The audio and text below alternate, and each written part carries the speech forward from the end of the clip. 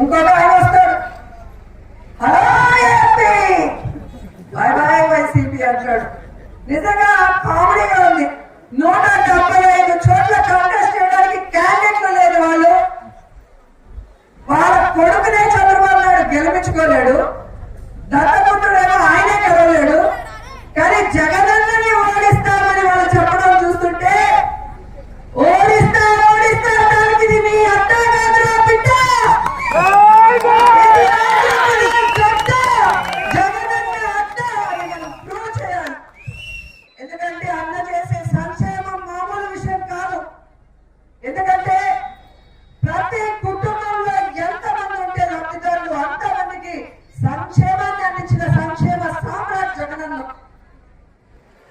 ఈరోజు తానిచ్చిన సంక్షేమే కాకుండా ప్రజలు ఇంకా ఏమైనా మన నుంచి కోరుకుంటున్నారా అని చెప్పి గడప గడపకి మన ప్రభుత్వం అని మంత్రుల్ని, ఎమ్మెల్యేలని, ఇన్ఛార్జీల్ని గడప గడపకి పంపించి ప్రజలకి అన్ని అందుతున్నాయా లేదా, గ్రామంలో ఇంకా ఏమైనా వసతులు కావాలని తెలుసుకొని చేయమన్న వ్యక్తి.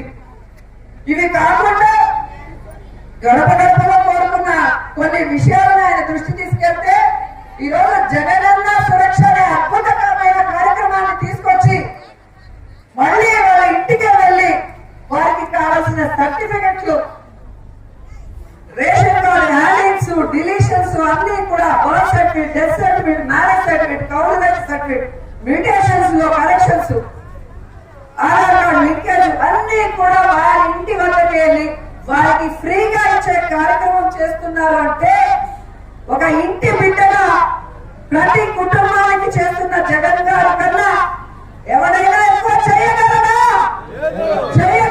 నేను అడుగుతున్నా.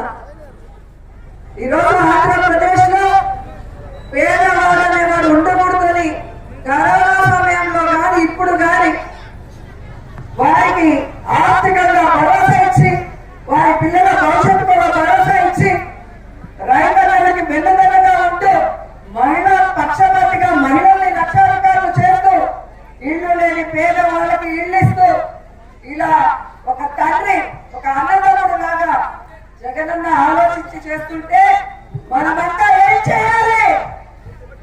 మనమంతా ఏం చేయాలి? జగనన్నని ముఖ్యమంత్రిని చేసుకోవాలి.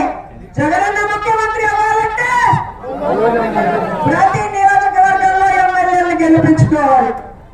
మీకు సర్వీస్ చేయడానికి జగనన్న సైనికులుగా వైఎస్ఆర్సీపీ ఎమ్మెల్యేలు ఎప్పుడూ ముందుంటారు. మీ ఆడపడుచుగా ఈ ప్రాంతంలో మీకోసం మహాదేశాలు కూడా పనిచేయడానికి నేను, నా కుటుంబం, మా వైఎస్ఆర్సీపీ కుటుంబ సభ్యులందరూ కూడా ఉన్నారు.